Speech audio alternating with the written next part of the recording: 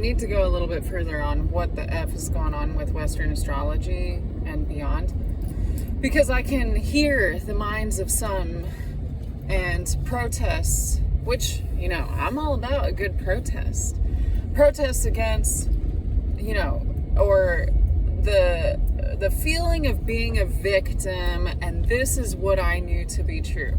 Hey, it is totally justified for a moment to be in the realization of we have been victims of a very manipulative system that has manifested through many forms and structures.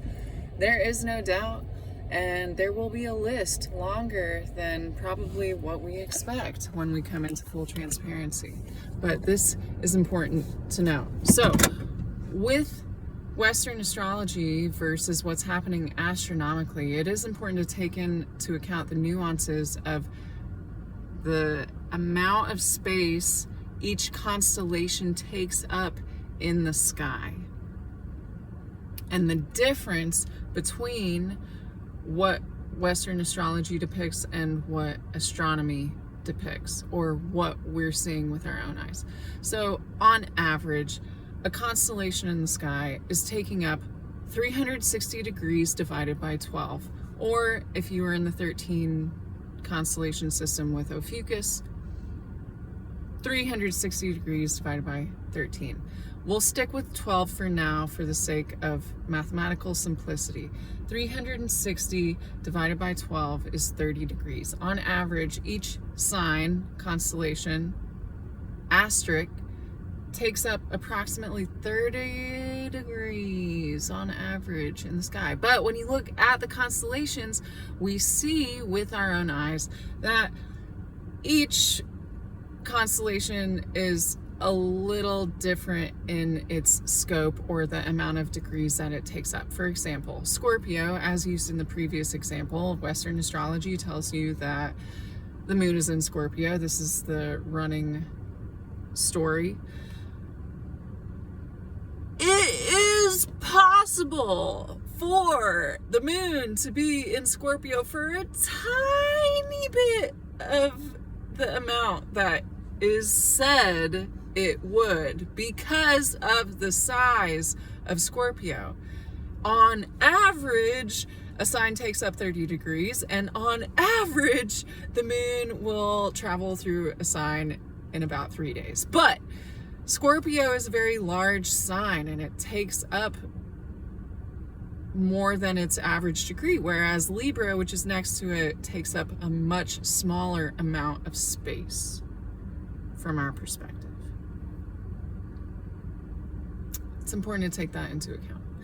Another important point to take into account is that by recognizing the validity of our own observations without technology,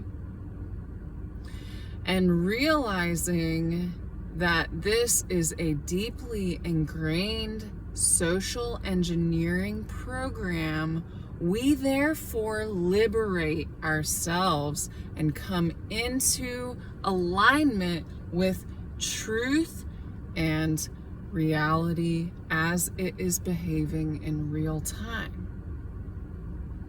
This alignment in general is key, but this alignment is a way to pull ourselves out of the Western astrology box and stop stereotyping people for characteristics that they only inhibit because they learned a program that validated themselves to themselves. And when we go to a program like this, astrology, human design, who am I? We're looking externally, we're outsourcing our power to all of these outer factors, asking it what we are. Computer, tell me what I am. We're looking for a sense of belonging and self-recognition when there are alternatives, not limited to, but including meditation, the practice of going within, partially for the purpose of discovering oneself. So, There is so much to unpack when it comes to Western astrology and its depiction and the social engineering, the other programs of social engineering that have taken place, CIA programs which have been declassified. Not everything is fake. Not everything is a lie. But it is time to go into ourselves, come to know ourselves, stop depending on the outer, stop increasing our rate of addiction to the external technologies and beyond, and reclaim sovereignty by pulling back our power that has been broken into shards and thrown across time-space.